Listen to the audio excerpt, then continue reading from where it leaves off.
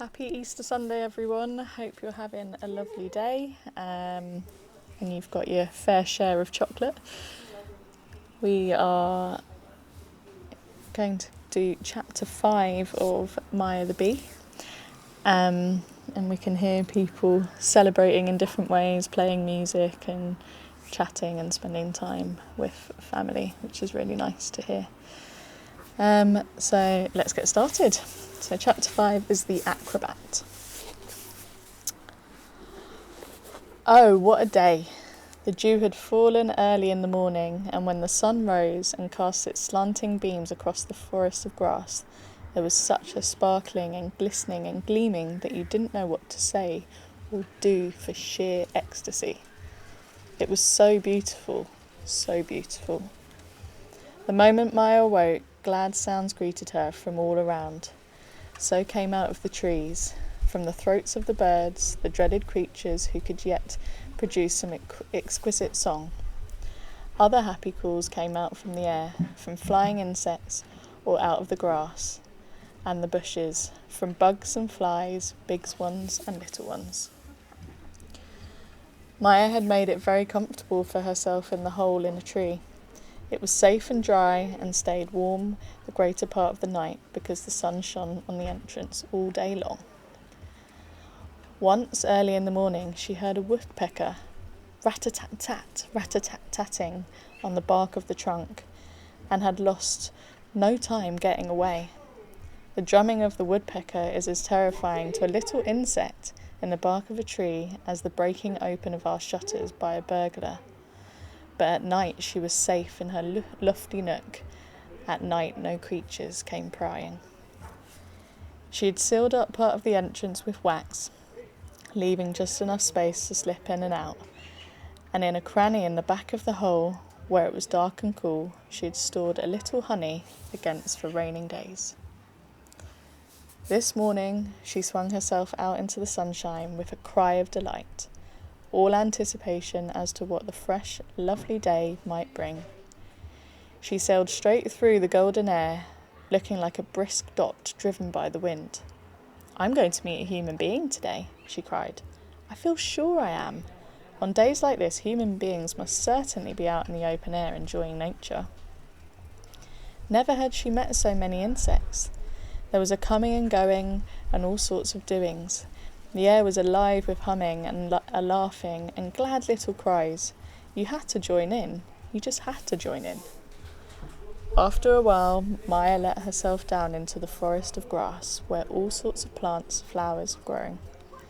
The highest were the white tufts of yarrow and butterfly weed, the flaming milkweed that drew you like a magnet.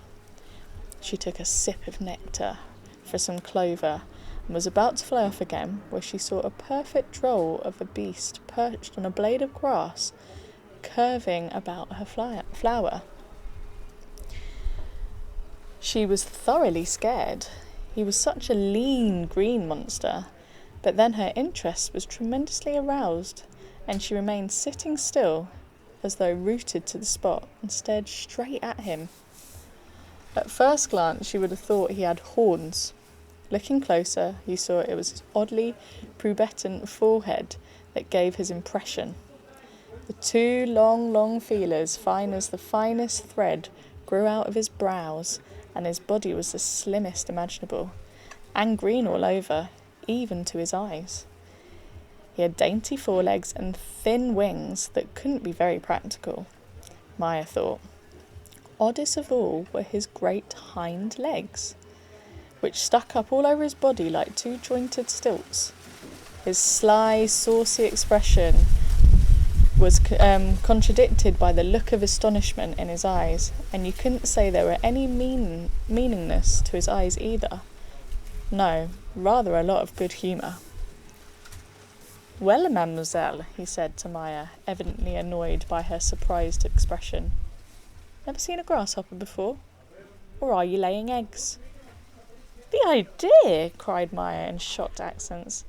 "It wouldn't occur to me, even if I could. I wouldn't. It would be the sacred jutes of our queen. I wouldn't do such a foolish thing." The grasshopper ducked his head and made such a funny face that Maya had to laugh out loud in spite of her chagrin. "Mademoiselle," he began, then had to laugh himself and said, "You're a case, you're a case." The fellow's behaviour made Maya impatient. "Why do you laugh?" she asked, in a not altogether friendly tone. "You can't be serious expecting me to be laying eggs, especially out here on the grass." There was a snap. "Hoppity hop," said the grasshopper, and he was gone. Maya was utterly nonplussed. Without the help of his wings, he had swung himself up into the air in a tremendous curve. But then there he was again. From where, she couldn't tell, but there he was beside her on a leaf of her clover. He looked her up and down and rolled around before and behind. "No," he then said pertly, "you certainly can't lay eggs. You're not equipped for it. You haven't even got a borer." "What? A borer?" Maya covered herself with her wings and turned so that the stranger couldn't see nothing but her face. "Borer, that's what I said. Don't fall off your base, mademoiselle. You're a wasp, aren't you?" To be called a wasp. Nothing worse could happen to little Maya. "I never," she cried. "Hoppity hop," answered he, and he was off again. "This fellow makes me nervous," she thought, and decided to fly away. She couldn't ever remember having been so insulted in her life. What a disgrace to be mistaken for a wasp. One of those useless wasps, those common thieves. It really was infuriating. But there he was again. "Mademoiselle," he cried, and turned around part way so that his long hind legs looked like hands of a clock standing at 5 minutes before 7:30. "Mademoiselle, you must excuse me for interrupting our conversation now and then, but suddenly I'm seized. I must hop, I can't tell you. I must hop, no matter where." "Can't you hop too?" He smiled a smile that drew his mouth from ear to ear. Maya couldn't help from laughing. "Can you?" said the grasshopper. "Who are you?" said Maya. "You're terribly exciting." "Why, everyone knows who I am," said the green oddity, and grinned almost beyond the limits of his jaws. Maya could never make out whether he spoke in fun or in earnest. "I'm a stranger in these parts," she replied. "Else I'm sure I'd know you, but please note that I belong to the family of bees. I am positively not a wasp." "My goodness," said the grasshopper. "One and the same thing." Maya couldn't utter a sound. "You're uneducated," she burst out at length. "Take a good look at a wasp at once." "Why should I?" answered the green one. "What good would it do if I observed differences that exist only in people's imagination? You, a bee, fly around the air, sting everything you come across, and can't hop. Exactly the same as a wasp. So where's the difference?" Hoppity hop, and he was gone. But now I'm going to fly away, thought Maya. But there he was again. "Mademoiselle," he cried. "There's going to be a hopping match tomorrow. It will be held in Reverend Sinpeck's garden. Would you care to have a complimentary ticket and watch the games? My old woman has 2 left over. She'll trade you one for a compliment. I expect to break the record." "I'm not interested in hopping acrobatics," said Maya in some disgust. "A person who flies has higher interests." The grasshopper grinned, a grin you could almost hear.